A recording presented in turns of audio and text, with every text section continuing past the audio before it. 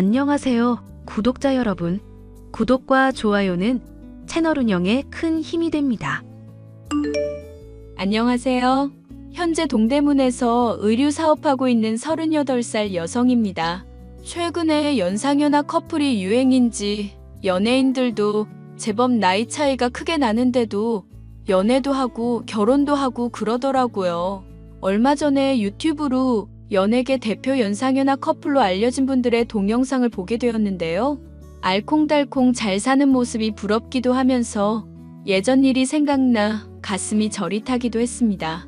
사실 제가 불과 2년 전에 이혼이라는 걸 경험했거든요. 남편과는 10살의 나이 차이가 났고 연애는 약 1년 정도 했습니다. 집안에 반대가 있을 거라 생각했지만 걱정했던 것보다 수월하게 결혼한 케이스예요.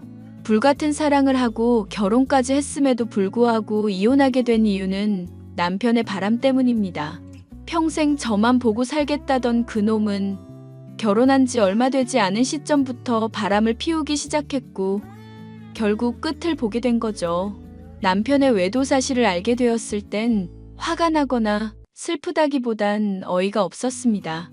제 인생에 이런 일이 일어나리라고는 감히 상상도 못했으니까요. 어떤 사연인지 궁금하시죠? 지금부터 여러분께 제 이야기를 들려드릴 테니 귀 기울여 들어주세요. 민경아, 이 엄마 시골 좀 보내주면 안 되겠니? 엄마, 또 그 소리야? 혼자 시골 내려가서 뭐 할 건데? 아프기라도 하면 누가 봐줄 사람이 있어? 얘는 이제 다 늙었는데 하고 싶은 거 하면서 살겠다는 거잖니. 언제까지 딸아이 붙잡고 살 순 없지. 너도 언젠가 결혼도 해야 하고. 결혼하면 뭐? 엄마랑 같이 살지 말란 법 있어? 아니, 왜 이렇게 못 떨어져서 안달인데. 그냥 나랑 같이 살아. 피부치라고는 엄마가 전부인데. 너 결혼해서 가정 생기면 그 가정을 지켜야지. 다 늙은 이 엄마 챙긴답시고 나 몰라라 할 거야? 그까짓 결혼 안 하면 그만이지. 안 그래도 사업하는 거 정신없어 죽겠는데 결혼은 무슨 결혼이야. 당장 내 사업 잘 지켜내는 게 우선이지. 아이고 이 녀석아. 네 아버지 그렇게 되고 나 하루도 편할 날 없었다. 돈 잘 버는 것도 좋지만 온전한 가정 안에서 마음 편히 인생 사는 게 좋지 않겠니? 그건 그렇지만 그래도 어떻게 떨어질 생각을 해. 그냥 나랑 서울에서 같이 살아. 엄마 하고 싶은 거 마음껏 하게 해줄게. 시골로 이사를 하고 싶은 거면 양평이나 광주 쪽에 집 마련하고 그쪽에 성내 이모도 있고 괜찮잖아. 아이고 말이야 쉽지. 집 마련하는 게 어디 한두 푼 드는 일이냐? 사업한다는 애가 돈을 막 쓸 생각을 해. 엄마, 딸 능력을 잘 모르는 것 같은데 주식도 하고 있는 거 알지? 수익이 좋은 편이야. 그리고 이번에 동남아 수출 계약도 따내서 어마어마하다고. 지난번에 말했던 거? 그거 잘 안 될 것 같다고 술 마실 땐 언제고.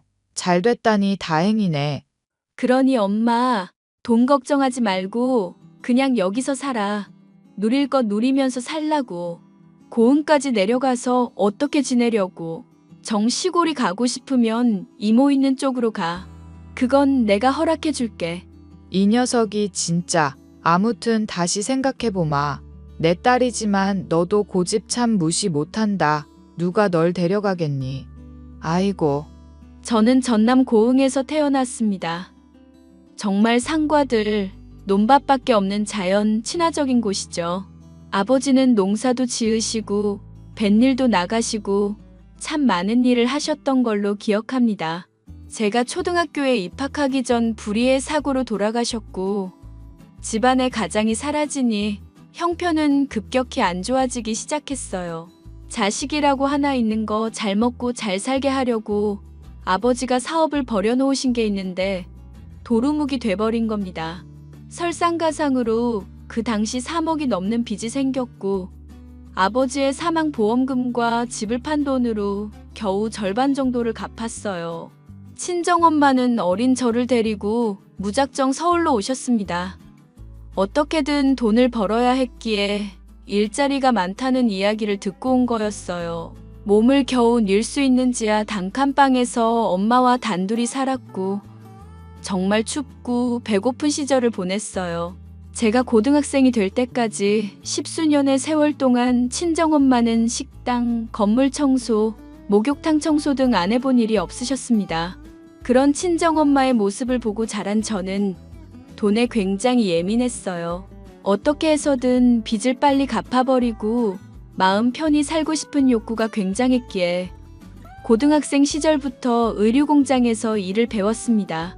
친정엄마는 인문계 고등학교를 진학해 공부하길 바라셨지만 현실이 녹록지 않았기에 저는 과감히 실업계 고등학교로 진학했고요. 그렇게 7년 정도 일을 배우니 베테랑 못지않은 실력을 갖추게 되었고 동대문에서 작은 옷가게를 차려 장사를 시작했어요. 다행히 수완이 좋아 금방 목돈을 모을 수 있었고 밤낮 없이 일해 27살이 되던 해 드디어 모든 빚을 다 청산했습니다. 틈틈이 디자인 공부도 했고 옷을 직접 만들고 납품하는 일도 병행하면서 사업의 규모를 키워나갔습니다. 그 결과 32살이라는 나이에 직원을 5명 정도 두고 연매출 100억 가까이 되는 큰 성과를 이루었죠. 사장님, 오늘 물건 들어온 거 정리 다 했고 공장에서 디자인 샘플 보내왔는데 한번 확인해 보시겠어요? 도주님, 매번 고마워요. 원래 내가 해야 했던 일인데 새로 계약하는 것 때문에 정신이 없네요. 아니에요. 당연히 제가 도와드릴 일인데요. 몇 번 업무 해본 게 단데 믿고 맡겨주셔서 감사해요. 정직원도 아니고 아르바이트생 신분인데도. 에이, 직업에 귀천 없는 거 아시죠?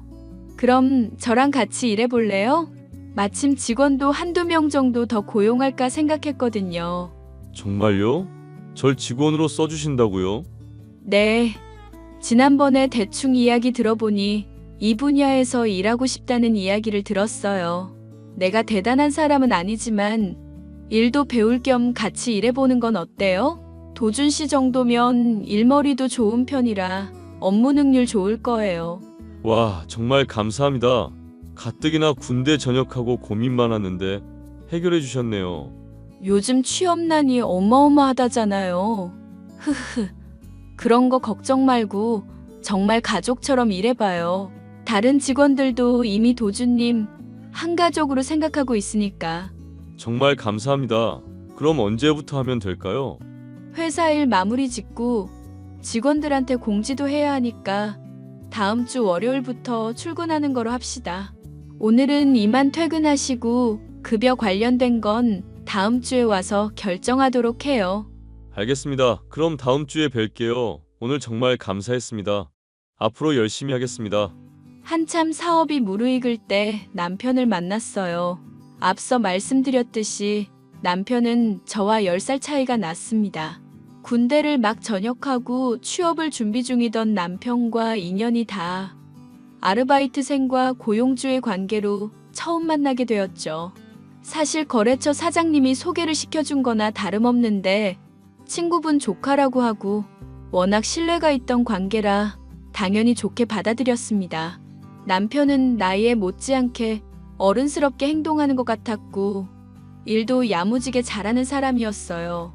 그래서 그 성실한 모습에 제가 조금씩 호감을 느꼈던 건지도 모릅니다. 그렇게 남편은 직원으로 근무를 시작했고 제 비서 역할을 하게 되면서 함께하는 시간이 많아졌어요. 하루 종일 같이 붙어 있다 보니 사랑의 감정이 솟아날 수밖에 없었고 남편의 수줍은 고백으로 연인 사이가 되었습니다. 누나, 나 진지하게 물어볼 거 있어. 누나는 나 어떻게 생각해? 널 어떻게 생각하냐니? 일 잘하는 직원이자 든든한 내 남자친구지. 아니, 그런 거 말고 나 솔직하게 말하면 요즘 결혼하고 싶은 생각이 간절해. 갑자기? 응, 주변에 일찍 결혼해서 자리 잡은 친구들 보면 부럽기도 하고 내 나이 26살이면 이제 슬슬 결혼 생각도 해야지. 누나도 알다시피 나도 사랑하는 사람 만나서 내 가정 꾸리는 게 소원이거든. 아이 낳고 행복하게 잘 살고 싶어. 그게 누나면 더할 나위 없이 행복할 것 같고. 나를 그렇게까지 깊게 생각해줘서 고맙네. 근데 너희 엄마가 반대하시지 않을까? 우리가 나이 차이가 많이 나는 상황이라. 그깟 나이가 뭐가 중요해. 우리 엄마는 내가 좋다면 뭐든 허락하는 사람이야. 그러니 그런 건 너무 걱정하지 마. 오히려 내가 가진 게 없어서 반대하실지 걱정이지. 솔직히 내세울 수 있는 직업도 아니고 그냥 일개 직원인데 안 좋게 보실 수 있잖아. 너야말로 그런 걱정하지 마.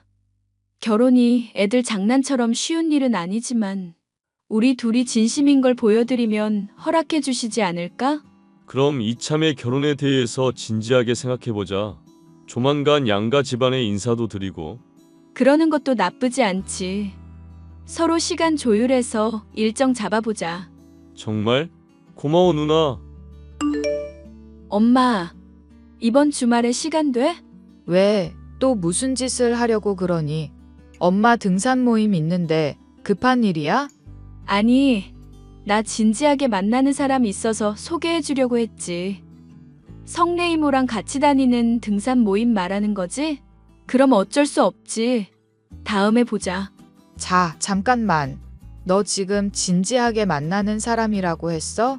진지하다는 이야기는 혹시 결혼을 염두에 두고 만나는 사이라는 거니? 그렇지 뭐.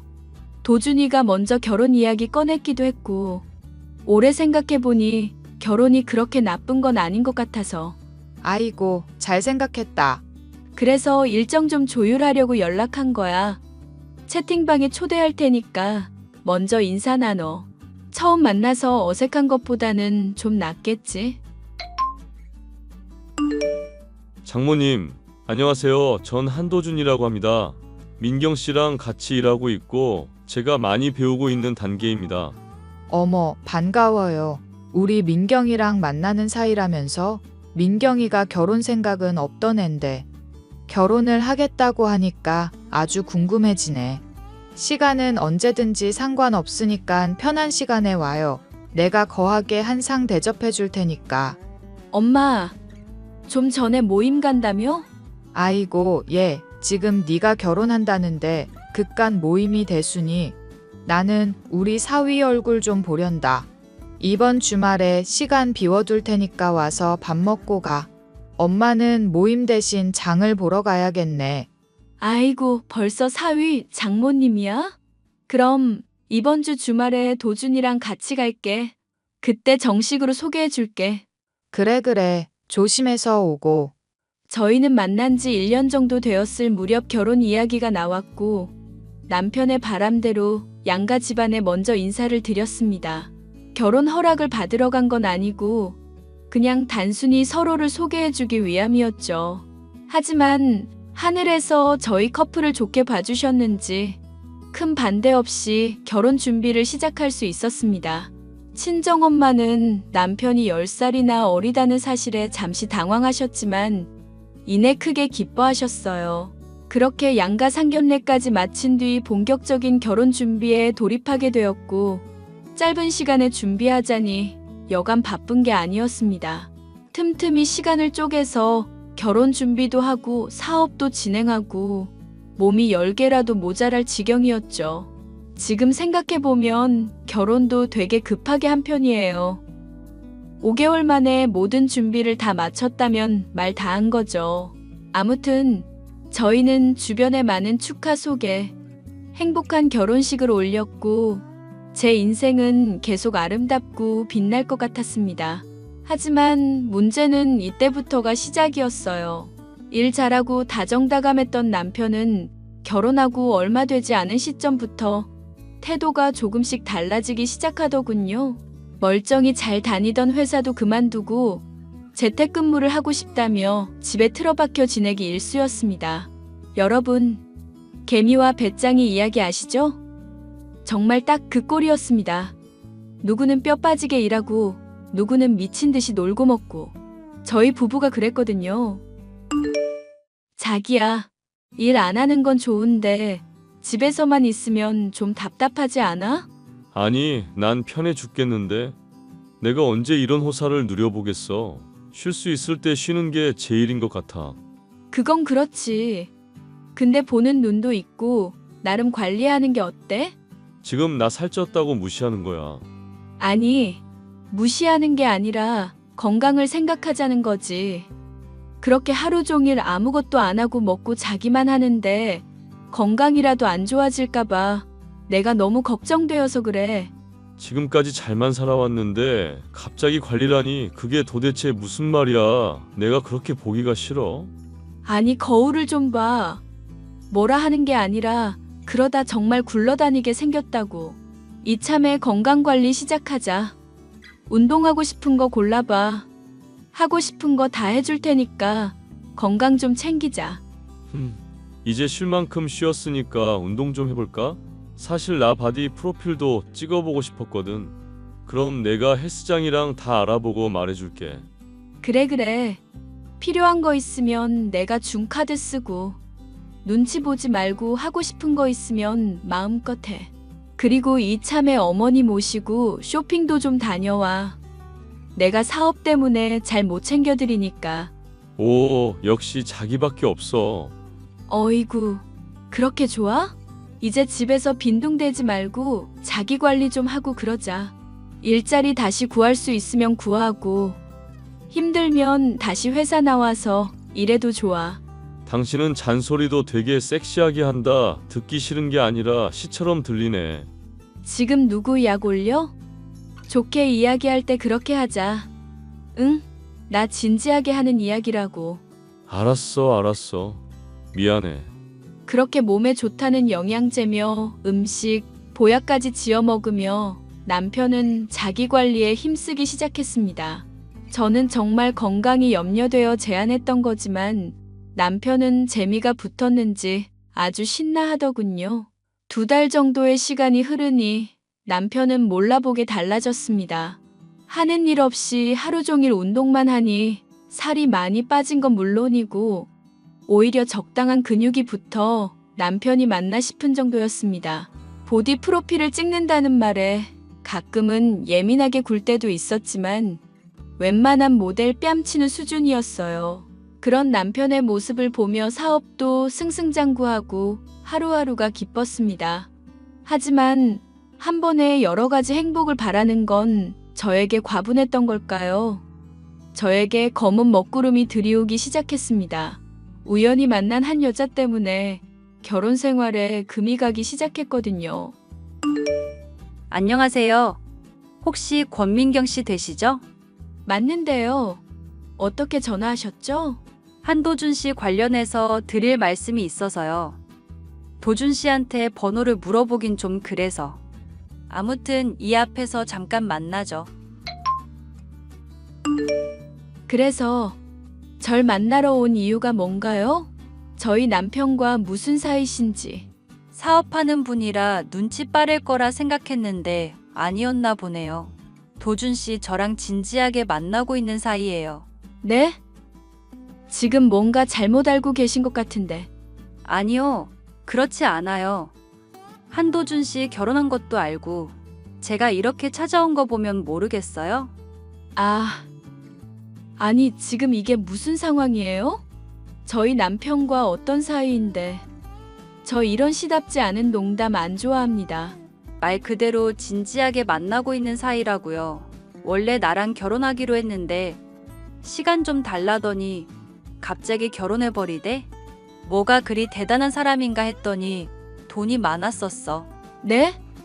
지금 말씀 다 하셨어요? 아니, 다 안 했죠. 빙빙 돌려서 말하는 거 질색이니까 단도직입적으로 말하죠. 빠른 시일 내로 도준 씨랑 정리했으면 좋겠어요. 당신만 아니었더라면 지금 그 행복은 내 차지였다고. 그래도 도준 씨가 뒤늦게 미안하다며 사과했길 망정이지. 도대체 둘이 언제부터 만나온 건가요? 지금 저한테 이러시는 거 그이도 알아요? 당연히 모르죠. 제가 한 달 시간 줄 테니까 정리하고 오라고 했거든요. 근데 내가 성질이 좀 급해서. 그러니까 최대한 빨리 이혼하고 마무리 지어줬으면 좋겠네요. 지금 이게 말이 되는 소리라고 생각해요? 그쪽이 뭔데 이혼하라 말아야? 아이 없을 때 헤어지는 게 낫지 않아요? 더 나이 들기 전에 좋은 사람 만나야죠. 내 딴엔 배려해 주는 건데 사람 성의를 그렇게 무시하면 안 되지. 무슨 배려야. 당신은 지금 불륜녀에 불과하다고. 어디서 뻔뻔하게 찾아와서는 이혼을 종용해? 내가 지금 당신 말을 믿을 것 같아? 아니, 돈 많아 보이니까 사람 고용해서 뒤라도 캐보던가. 얼마 전에 일주일 동안 친구들이랑 여행 갔다 온다 했죠? 그거 나랑 보라카이 다녀온 거거든요. 크크. 일단 나도 확인을 해봐야 하는 일인 것 같네요. 무턱대고 당신 말만 믿을 순 없으니. 편한 대로 하세요. 우리는 떳떳하니까 그 어떤 결과가 나와도 충격받지 마시고요. 미리 말씀드립니다. 그럼 전 바빠서 이만. 갑작스레 찾아온 내연녀를 만난 뒤 한동안 일을 할 수 없었습니다. 지금까지 모든 게 거짓이었다니 기가 막힐 노릇이더군요. 당당한 내연녀의 태도도 그렇고 이 상황을 어떻게 받아들여야 할지 몰랐습니다. 평소 부부관계도 그렇게 나쁜 편은 아니었기에 더더욱 어이가 없었어요. 화가 나지도 않았습니다. 저는 내연녀에게 말했던 것처럼 나름대로 확인을 해보기 위해 심부름 센터 직원을 고용했어요. 치졸한 방법 같았지만 뒷조사를 하기 시작했습니다. 카드사에 연락해 지금까지 사용한 명세를 모두 조회했고 종종 생활비에 보태라며 이체한 계좌 명세도 확인했어요. 남편이 쓴 돈은 모두 자기 관리에 힘쓰거나 그 내연녀와 쓴 유흥비가 전부더군요. 저는 모든 증거를 모아두었고 남편의 진심을 확인해 보기로 했습니다. 내연녀와 같은 마음이면 후회 없이 이혼하려고요. 얼마의 시간이 흐르고 저는 남편과 저녁을 먹고 대화하게 되었습니다. 자기야, 지금부터 내가 하는 말 진지하게 들어줘. 다 알고 하는 이야기니까 거짓말하지도 말고. 아, 왜 뭔데 그래? 혹시 소희 만난 것 때문에 그러는 거야? 당신도 내가 그 여자 만난 거 알고 있었어? 모를 리가 있나? 내가 그러지 말라고 부탁까지 했는데. 소희는 잠시 스쳐 지나가는 인연이야. 내가 사랑해서 결혼한 건 당신이라고. 그럼 그 여자가 나한테 한 말은 다 뭔데? 소희가 무슨 말을 어떻게 했는데 그래? 당신이랑 이미 오래전부터 만나왔고 내가 아니었으면 둘이 결혼해서 행복했을 거라더라. 아, 난 또 뭐라고. 걔가 원래 좀 허영심도 있고 상상하는 걸 좋아해. 그러니 너무 귀담아 듣지 마. 내가 좋아하고 사랑하는 건 바로 당신이라고. 정말 그 말에 맹세할 수 있어? 아, 그렇다니까 글쎄. 당신 나 못 믿어? 그래. 당신이 그렇다면 그런가 보지. 그나저나 여보 헬스 열심히 다니네? 헬스장에 첩이라도 숨겨놨나 봐? 아, 왜 그런 식으로 이야기를 해? 당신이 나 건강관리에 힘쓰라며. 그래서 꾸준히 다니고 있는 건데 아예 대놓고 의심하는 거야? 의심할 수밖에 없지. 당신이 이렇게 뻔뻔하게 거짓말을 하고 있는데 그럼 운동을 왜 그렇게 열심히 하니? 적당한 수준에서 하면 되지. 뭐가 좋다고 그렇게까지 해? 그게 무슨 말도 안 되는 소리야. 당신한테 잘 보이려고 운동하는 거지. 아, 그래? 이 사진 보고도 그 말이 나오나 보자. 뭐? 아, 아니 이게 뭐야? 당신 설마 내 뒷조사했어? 그래, 했다. 아주 비싼 돈 주고 맡기니까 탈탈 털어오더구먼. 내가 거짓말하지 말라고 했지? 다 알고 있다고. 내 말이 우습니? 너 지금까지 나 이렇게 대한 거야? 도대체 날 뭐로 생각한 거야? 아니, 여보 그게 아니라. 아니긴 뭐가 아니야. 그 여자가 날 직접 찾아온 것도 그렇고 이상하다 싶을 정도로 태연한 당신 태도도 그렇고 아주 잠시나마 희망을 가져본 내가 미친년이지. 당신이랑 이혼할 거야. 그렇게 알고 준비해. 뭐? 이혼이라고? 우리 엄마 충격받으시면 돌아가신단 말이야. 지난번에 저혈압 쇼크 와서 저 세상 갈 뻔했는데. 제발. 어머니 핑계 대지 마. 이건 우리 부부 일이야. 아무튼 더 이상 말할 가치도 없어. 난 이혼 소송 준비할 거니까 그렇게 알아. 여보. 남편은 되지도 않는 말로 저를 회유하려 하거나 거짓말로 일관하는 태도를 보였습니다. 이미 대화의 시작부터 기대하지 말았어야 했는데 그래도 사랑하는 마음 하나 때문에 붙잡고 있던 걸 놓을 수밖에 없겠더라고요. 이혼이라는 결론이 나서 안타까운 건 사실이지만 제 인생을 위해 결단을 내려야만 했습니다. 저는 남편에게 모든 증거를 들이밀며 이혼 서류에 도장 찍으라고 서류까지 건네줬어요. 며칠 뒤 이혼 이야기가 시어머니의 귀에 들어갔는지 잔뜩 화가 나셔서는 연락하셨죠. 통화 내용은 상상하시는 그런 내용이었습니다. 결혼이 애들 장난이냐?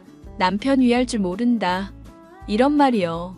말도 안 되는 소리를 듣고 있자니 이혼해야 한다는 생각이 더 절실하게 들더군요.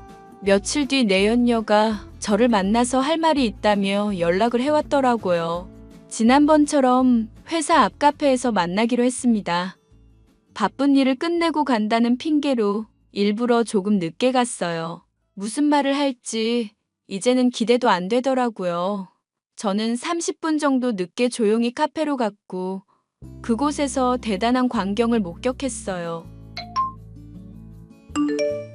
아니, 이 사람은 도대체 왜 안 오는 거야? 조금만 기다려봐. 자기야, 끝을 보려면 인내심이 필요하다고. 내가 친구한테 임신 테스트기 2줄짜리 빌려왔어. 이걸로 오늘 끝장 보자. 근데 그렇게까지 할 필요가 있을까? 아니, 이왕 이혼할 거 확실히 해야지. 이렇게 해야 자기한테 완전히 미련을 버릴 거 아냐. 그래도 고소라도 당하면 어쩌려고 그래? 지금 그런 거 무서워서 피하자고? 나도 돈 많거든. 나 요즘 유튜브에서 돈 많이 벌어. 까짓 거 걱정하지 마. 나한테 뭐라고 하면 아이 문제 생겼다고 둘러대고 보상금도 두둑히 받아내자고. 하씨, 걱정이긴 한데 그래 까짓 거 한번 해보자. 어차피 틀어진 예. 당신도 나이 든 여자 뒷바라지 하면서 살 순 없잖아. 이렇게 젊은데 인생 좀 즐기면서 살아야지. 20년 뒤를 생각해봐. 그 여자는 다 늙어서 요양원 들어갈 나이고 당신은 아직도 한창인데 간병하면서 시간 낭비할 거야? 그럴 바에 좋은 거 먹고 입고 즐기면서 살아야지. 그건 그래. 내가 좀 아깝긴 하지. 아무튼 이따 오면 적당히 잘 둘러대자. 내가 미리 카드 대출이랑 현금 서비스 풀로 받아놨어. 우리 이걸로 여행 가자. 좋았어. 이번엔 어디로 가는 게 좋을까? 당신 그동안 비위 맞춰주느라 고생 많았어. 우리 앞으로 꽃길만 걷자. 저는 이 기막힌 광경을 모두 촬영해 놓았습니다. 남편은 제 돈을 노리고 그동안 이중적인 생활을 해왔던 겁니다. 친구들이랑 놀러 간다는 말도 사실은 다 내연녀와 놀아놨던 거였죠. 그리고 나중에야 알게 된 사실인데 시어머니도 남편이 내연녀와 바람을 피우고 있다는 사실을 알고 계셨더라고요. 알면서도 제 돈을 써야겠고 아쉬운 소리는 못하고 그래서 이혼 이야기 나왔을 때 노발대발 했었던 건가 봅니다. 아무튼 저는 아무렇지 않은 척 그들 앞에 앉았어요. 아니나 다를까 임신했다며 하루라도 빨리 이혼을 해달라더군요. 지금 보자고 한 이유가 임신해서 이혼을 빨리 해달라 이거네? 그렇죠. 오늘은 말이 잘 통하네요. 그래, 원하는 대로 이혼해 줄게. 이미 서로 마음 떠났고 끝장 봤으니 나도 더는 미련이 없지. 근데 그거 알아? 반말은 쥐가 듣고 낱말은 새가 듣는 거.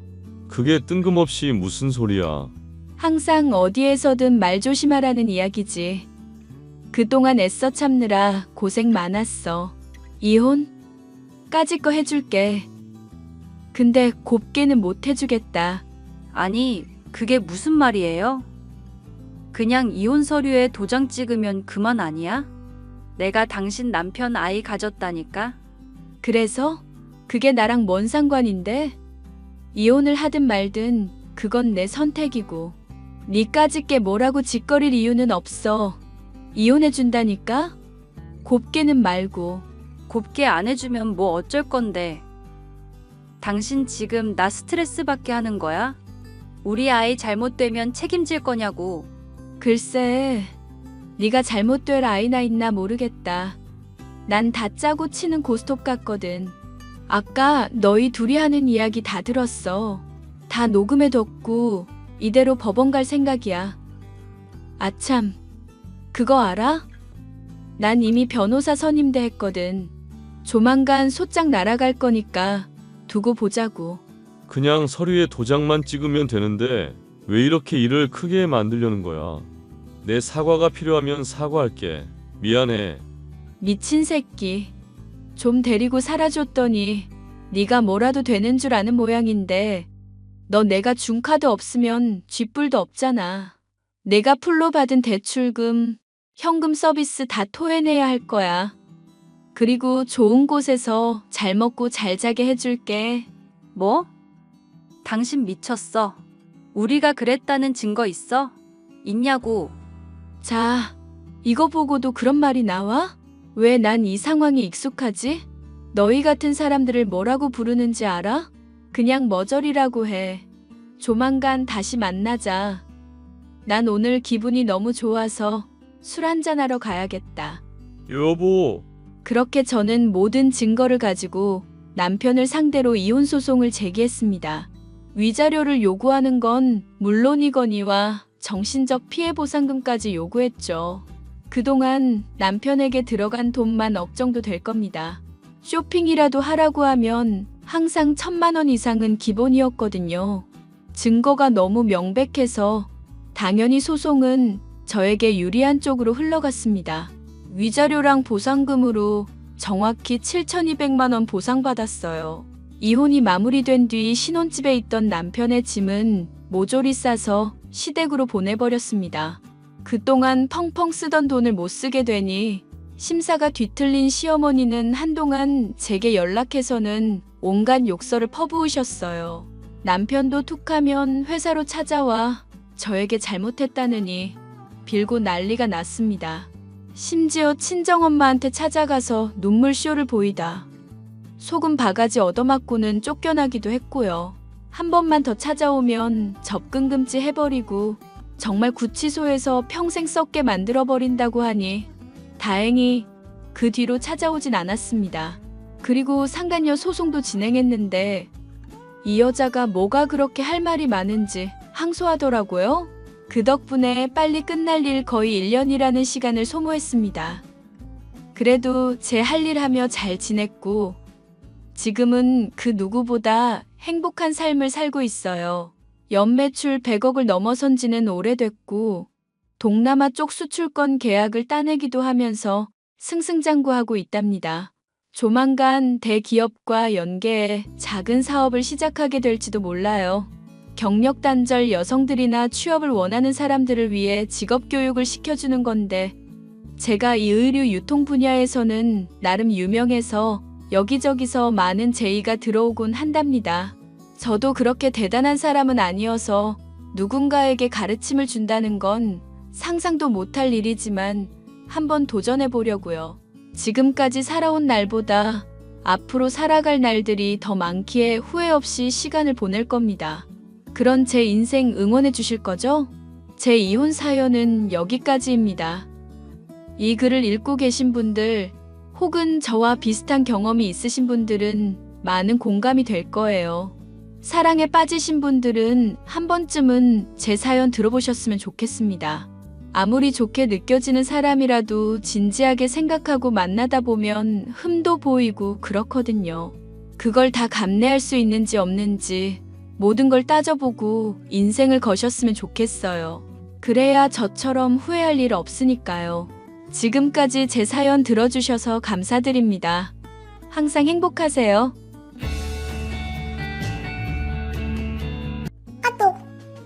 여보, 일 끝마쳤을 시간이네? 오늘도 야근해?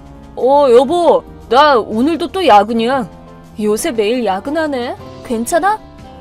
뭐가? 체력도 그렇고 회사 사정으로 바쁜 거라 어쩔 수 없긴 하지만 무리는 하지 마. 이제 가봐도 되지? 일하러 돌아가야 돼. 아, 밥은? 오늘도 밖에서 먹을 거야. 알겠어. 이따 보자. 여보, 오늘도 야근해? 아니, 벌써 몇 개월째 야근을 하는 거야. 오히려 정시 퇴근하는 날이 더 적을 정도잖아. 그래서 뭐 그만큼 더 버니까 됐잖아.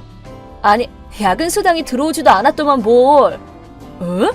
급여 명세서는 예전부터 당신이 관리해서 본 적은 없지만 거의 법에 걸릴 정도로 야근을 오래 하는데도 계좌에 들어오는 돈은 정시 퇴근할 때랑 똑같잖아. 수당 없는 야근이라서 그래. 뭐? 실은 회사 실적이 많이 악화됐거든. 그래서 당분간은 야근 수당 못 주니까 이해 좀 해달라고 사장님이 고개 숙이면서 부탁하시더라고. 지금까지 말을 안 했지만 사실 사정이 좀 그래. 그래? 그렇다니까. 이 시기만 버티면 다시 괜찮아질 거야. 그니까 당신도 조금만 더 참아줘. 이건 어쩔 수 없는 거니까. 알겠어. 여보, 잠깐 괜찮아? 뭔데? 아직 회사야? 그래. 얼마 전에도 말했잖아. 어쩔 수 없이 수당 못 받고 야근하고 있는 중이라고. 나 일하는 중이니까 방해하지 마. 여자랑 호텔 가서 놀고 있는 게 아니고? 뭐? 계속 야근한다는 건 불륜 상대인 사장 부인이랑 만나기 위한 핑계고, 지금은 사장 부인한테 손댄 걸 사장한테 들켜서 계속 결근하고 있는 거 아니야? 뭐야? 있잖아. 오늘 집에 당신 해고 통지서가 왔어. 뭐라고? 회사에서 온 서류길래 뭔가 했는데 부장이랑 또 한 명, 뭐 인사 담당인가 하는 사람이랑 같이 나를 찾아와서는 해고 통지서가 왔을 텐데 징계해고 처분된 거라고 말하더라고. 에? 그 이유가 앞으로 내게도 큰 영향을 미칠 거라면서 당신이 지금 사장 부인이랑 바람난 걸 알려주더라? 듣자 하니까 그 사람이 지금은 회장이 된 전 사장 딸이라던데. 당신 제정신이야? 아, 들킨 거라면 어쩔 수 없지. 당신 말이 맞아. 나는 사장 부인인 미영 씨랑 만나고 있어. 뭐 잘났다고 느낌표까지 붙이고 앉았어? 그게 원인이 되어서 해고됐다는 얘기를 하고 있잖아 지금. 그건 아내를 내게 빼앗긴 사장의 최후의 발악이지 뭐. 발악? 아직도 모르겠어? 미영 씨가 가진 스펙 높은 직함을 보면 딱 알잖아. 뭐? 그 회장 딸이자 사장 부인 얘기하는 거야? 그래. 그런 사람한테 사랑받는 나는 앞으로 어떻게 되겠어? 되긴 뭐가 되겠어. 내 미래는 탄탄대로다 이 말이야. 뭐래? 나한테 이혼당하고 나랑 사장한테 위자료나 뜯기고 끝나겠지. 심지어 회사도 잘려서 미래가 칠흑처럼 깜깜할 텐데 이게 어딜 봐서 탄탄대로야? 뭔 소리야. 너 생각보다 멍청하다? 뭐? 그래, 뭐 당신이랑 이혼하면 위자료는 내야 되겠지. 미영 씨도 사장이랑 이혼하게 되기는 하겠지만 한번 잘 생각해봐. 다시 말하지만 미영 씨는 회장님의 딸이라는 화려한 수식어가 붙는 사람이라니까. 그래서? 그니까 내가 미영 씨랑 결혼하면 내가 차기 사장으로 취임할 수 있단 소리지. 에? 뭐? 아직도 이해가 안 가? 당신 말은 회장 딸이랑 결혼하면 자동으로 사장으로 취임할 수 있다고 그런 말을 하고 싶은 거야? 그래, 그거지. 미영 씨는 외동딸이라서 남자 형제가 없거든? 그럼 당연히 차기 사장은 상식적으로 사위인 내가 될 거 아니야. 그니까 즉 현재 사장이 미영 씨랑 이혼하면 자동으로 사장 자리를 빼앗기게 될 거라고 말하려는 거야? 그래, 그렇다니까. 그리고 내가 사장으로 취임하고 나면 미영 씨랑 이혼한 지금의 사장을 잘라버릴 생각이야. 그래, 그렇게 생각한 대로 잘 될지는 모르겠지만 여튼 나는 오늘 밤에 친정으로 돌아갈 거야. 이혼 서류는 두고 갈 테니까 제출해줘. 그리고 변호사를 찾아서 위자료 처리할 생각이니까 똑바로 내고. 그래, 이혼 서류도 바로 낼 거고 위자료도 넉넉하게 줄게. 이 타이밍에 들키게 될 거라고는 예상 못했지만 결과적으로는 잘 됐어. 이제 나는 사장이 되는 거야.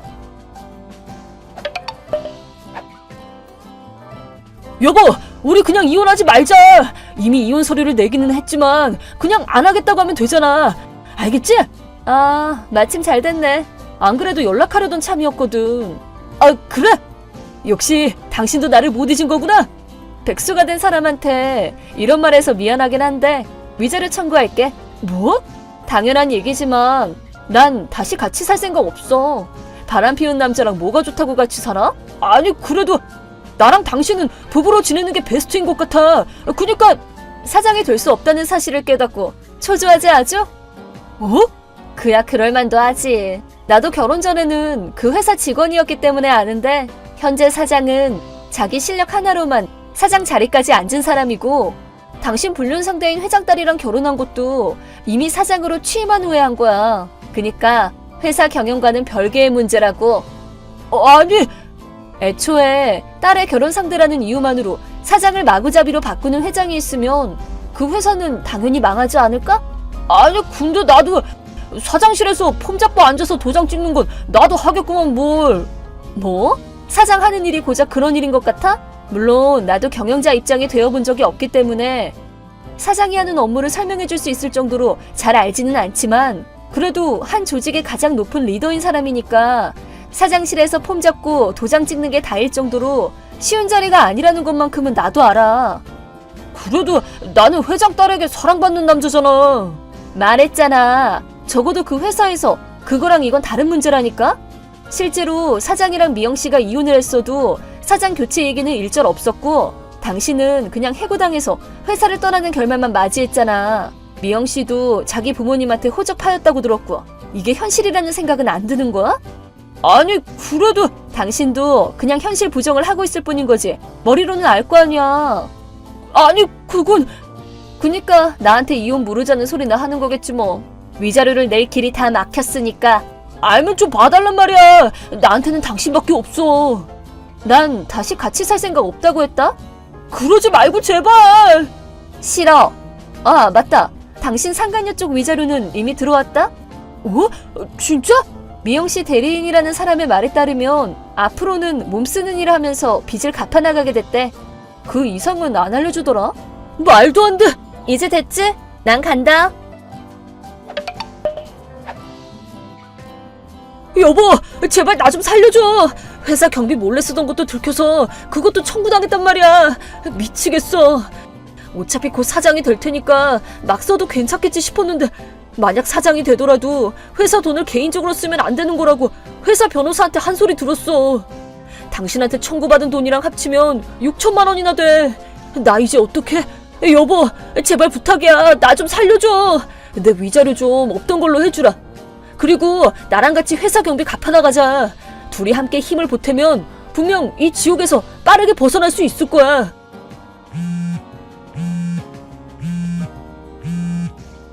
여보! 시끄러워. 어?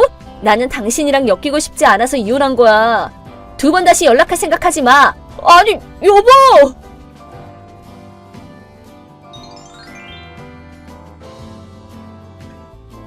너무 얘기가 안 통해서 그의 부모님께도 말씀을 드렸습니다. 지금까지의 경위를 말씀드리자 두 분은 땅이 꺼져라 한숨을 쉬시더군요.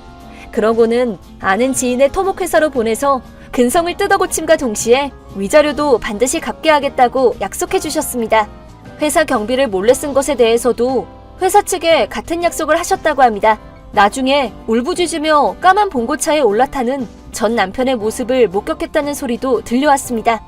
그딴 남자 때문에 이혼녀 타이틀이 붙은 것도 참 억울하지만 이번 일을 부탁한 변호사분의 열정적인 일처리를 보고 감동한 저는 변호사의 꿈을 갖게 되었습니다. 쉽지 않을 거라는 건 잘 알지만 열심히 공부해보려고 합니다.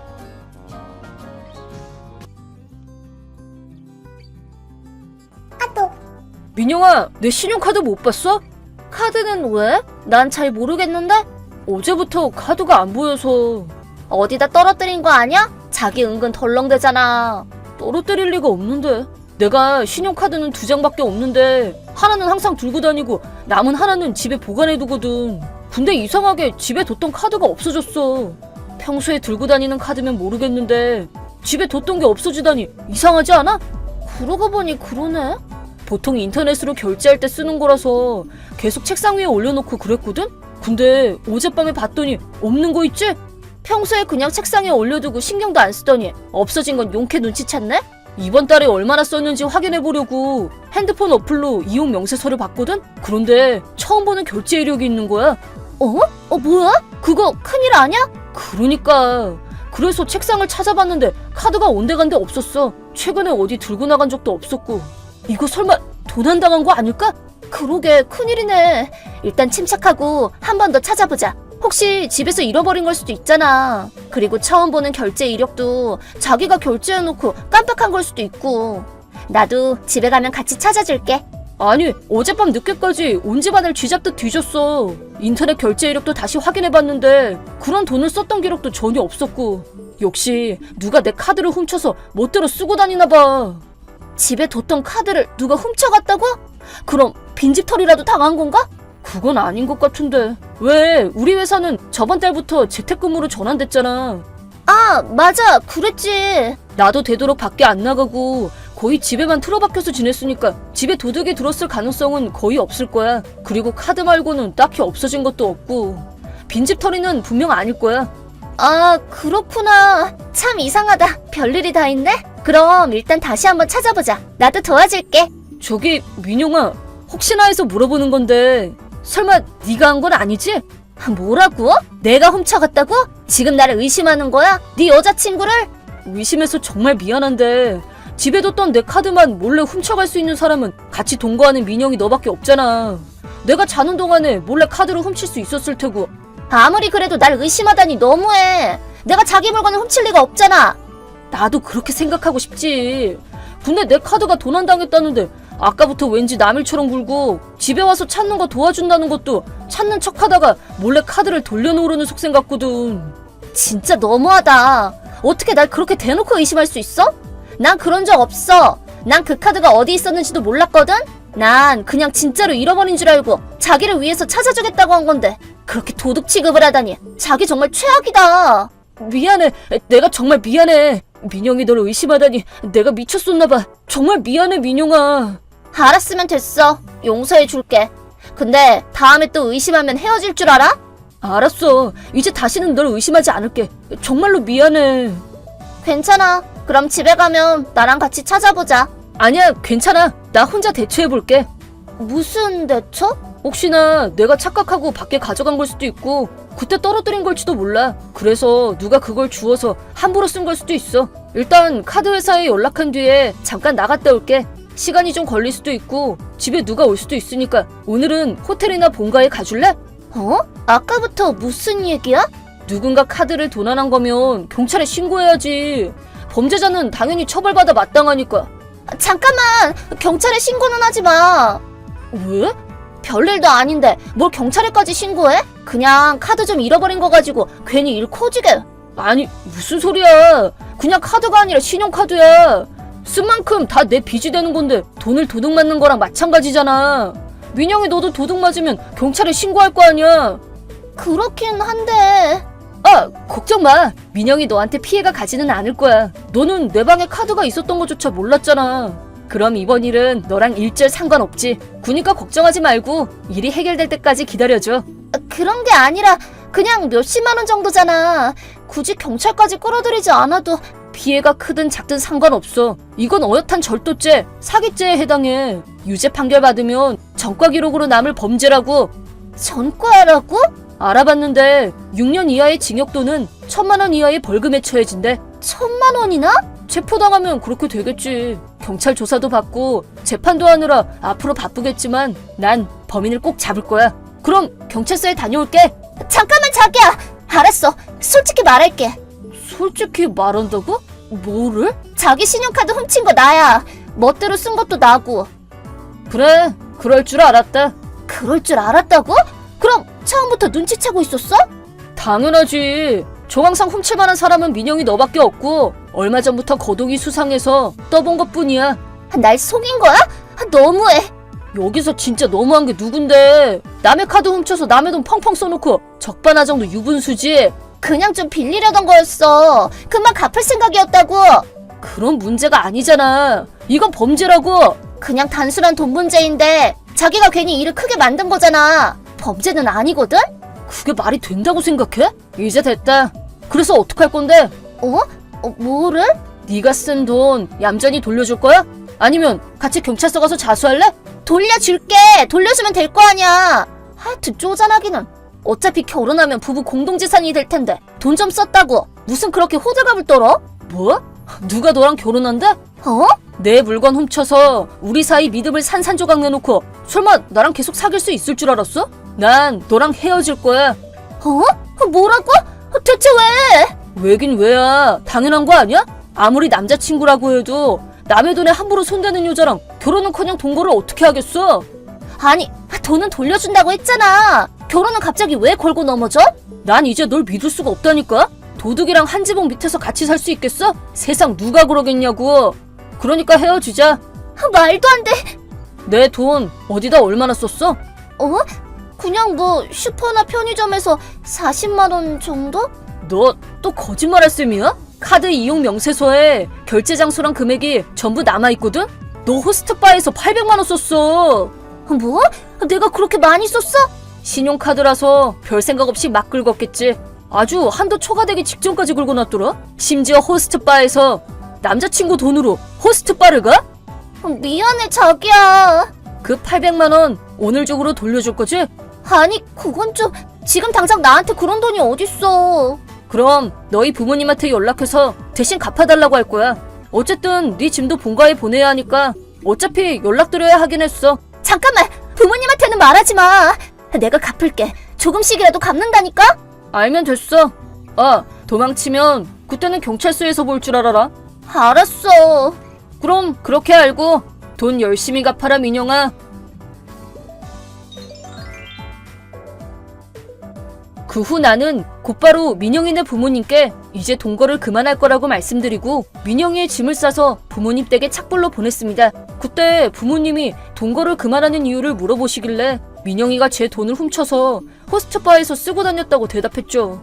나중에 부모님 댁으로 돌아간 민영이가 부모님한테 왜 말했냐고 성질을 부리길래 신용카드 돈 안에서 긁고 다니는 건 아직 말하지 않았다고 반론하니 입을 싹 다물더라고요.